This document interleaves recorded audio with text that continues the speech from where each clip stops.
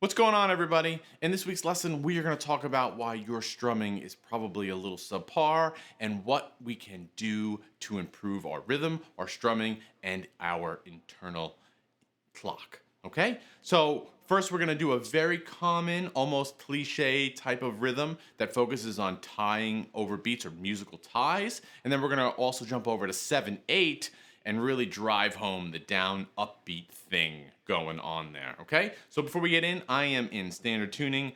Down in the description below, you can find links for any of the tabs you see flashing across the screen. All right? So one of the things that we do as guitar players, this down and up thing, and we tend to, especially early on, maybe do a little more down strumming than we should. Okay? And I remember long ago, a couple years into my playing, I was jamming with a fantastic drummer, and he kind of looked at me. He's like, your rhythm, your right hand could be synced up with what you're playing a little bit more. And in essence, I was over down picking and not just lining up the clock, right? The time, the tempo with this motion. And that's what we want to do. Okay, so when we strum dead notes or quarter notes, right? We have to pick up our hand to come up towards our face so we can strum back down. Now, this might seem a little elementary, but it's going somewhere, right? We have to pick up and miss the strings as we come up. So now we can do that, but miss the down beat the same way, right? So if I'm strumming 1, 2, and 3, and 4, and 1, 2, and 3, and 4, and I'm gonna miss the downbeat on 3. Okay, so I'm still gonna strum it, but I'm gonna miss and not make any sound, right? 1, 2, and 3.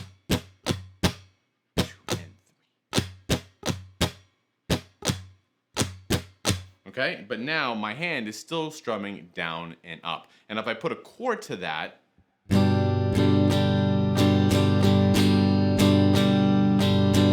you hear a rhythm that we've all heard before, right?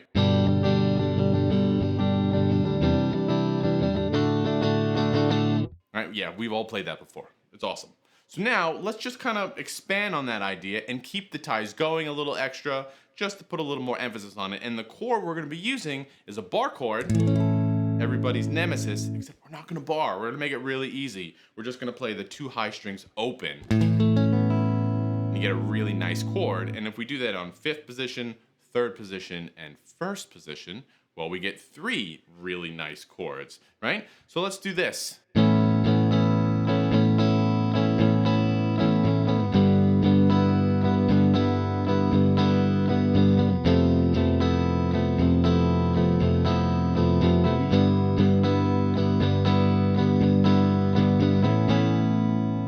Really simple, nice little part, kind of gets us out of the cowboy chord zone, right? But we're really focusing on those ties over the beats, right?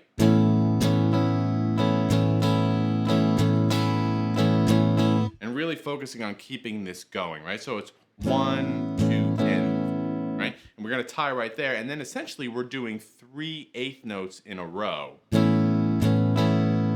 2, 3, 1, 2, 3, 1, 2, 3. And we're missing that downstroke leading into it, right?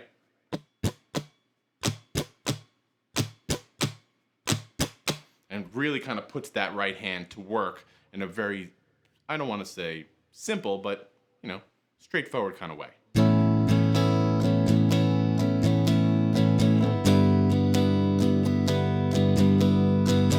Right? And it's something that you can hear with your ears and imitate, right? A rhythm, it's not complicated, but if we focus our right hand and our strumming, we can kind of line up our down and up with the tempo and rhythm of the song. Okay? So now let's take that idea and switch it over to odd time, right? 7/8, we talk about it a lot here on the channel, and 7/8 is kind of fun. It scares people off a little bit because it can be off-putting, like chopping off of that 8th note, but it can be easier digested a little easier if we realize that we can almost make patterns out of it. Okay, so if we have 7/8 notes, we can put them in a group of 2, 2, and 3.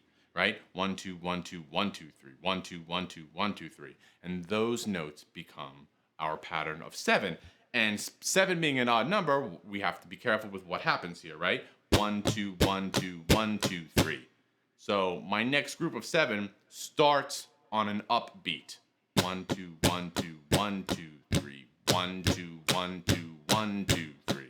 Right? And that's the kind of cool thing about 7/8. If we take 2 measures of 7/8 and create some kind of pattern or riff out of it, and we keep that quarter note pulse against it, that downbeat feel against it, well, what's going to happen is that beat is going to switch to the upbeat for a measure and then come back down. So if we're constantly feeling that kind of downbeat head nod, but internally we understand that the riff or the pattern is shifting to the upbeat, well, now we know that we are in total control. We can add syncopation and accent to those upbeats whenever we want. And that's the kind of point. So this is a very straightforward exercise to kind of work on that internal clock and feel, right? So if I'm going up, down, up, down, up, right?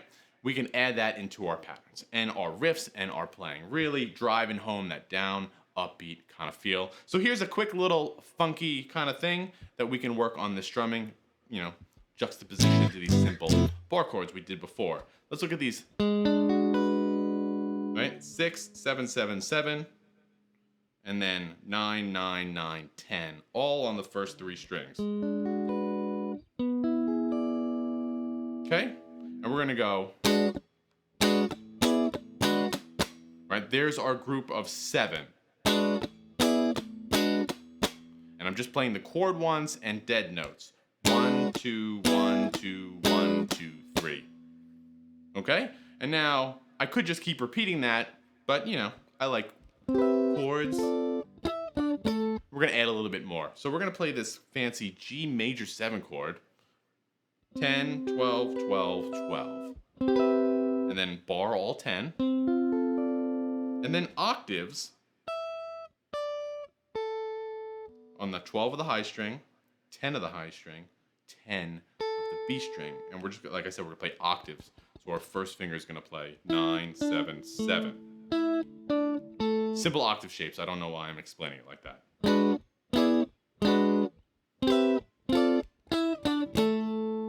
And that is our idea. And we wanna focus our right hand and really get those dead notes in there too.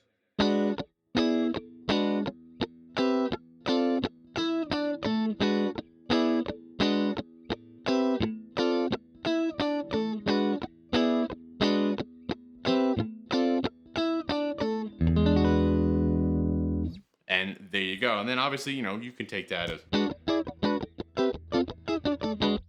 You can obviously increase the tempo to where you're at as a player. And there you go. A couple simple examples to help you gain control of that internal clock, your strumming, and make your overall rhythm game that much stronger. Cool? Down in the description below, you can find the tabs. If you dig what's going on here, you can subscribe and hit the like button. And as always, show me what you come up with. Until then, I'll see you next time. Thanks a lot.